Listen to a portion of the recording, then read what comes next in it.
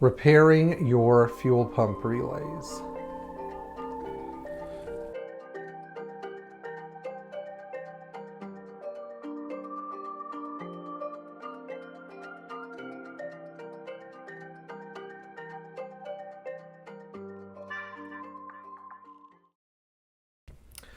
Starting in 1980, Mercedes Benz developed an electronic fuel pump relay for their gasoline engine cars. So right off the bat, if you have a 79 or earlier model or a diesel, not for you. But if you have the following symptoms in your 1980 or later gasoline engine Mercedes Benz, such as no starting for no specific reason, stalling when you're driving the car, stalling in hot weather and in cold weather, stalling maybe at idle, and then, for no explicable reason, everything is fine the next time you're at idle, you might want to look at this guy. Now, in a pinch, if your fuel pump relay fails, you can pull it and look at the bottom and find pins 87 and 15 and make a jumper wire in the socket that this plugs into. But that's not the most important part of this video. The most important part is that Pierre is going to teach you how to fix this thing. These are in short supply for Mercedes, especially if you have a 560 SL. But not too long ago, well, I'm not going to tell you how long ago because nothing feels like that long ago to me. Maybe it was a long time ago.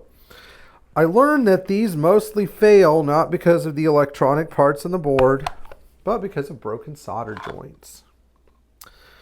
These non-Taiwanese EU-made capacitors or German-made capacitors at the time were pretty damn reliable, and they don't deteriorate with time as badly. Now, if you take this out, you have to actually work the sides with a screwdriver to get the relay board to pop out. You're going to see that there's this side of the relay, and you're going to see this side of the relay.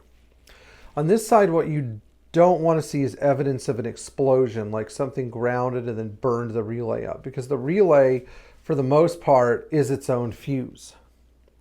If you don't see any signs of fire on this side where all the capacitors and resistors and gateways are, time to look at this side.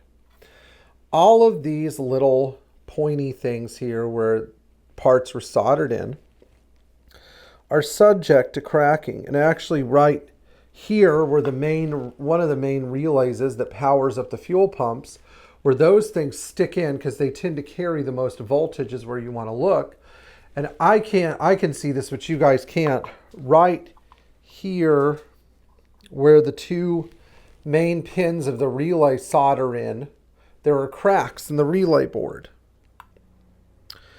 And that was probably why this car quit running and this relay was replaced. So if you're wondering what this is a 001-545-9405 Klima relay from a 1984 and fuel pump relay from a 1984 190E.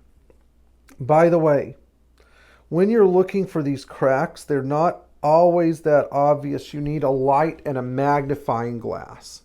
But you can fix them with any soldering iron. My favorite way to do it is with a temperature-controlled soldering iron, but any soldering iron is good.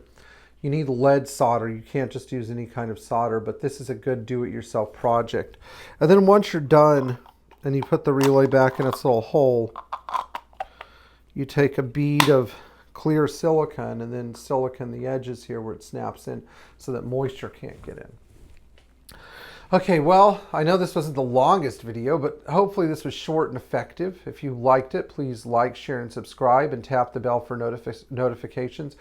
And give us a thumbs up. And I guess if you don't like it, well, nobody cares anymore, right? Actually, YouTube, if you're watching, please bring the dislike button back, because that's how I gauge if my videos are actually working or not and helping people.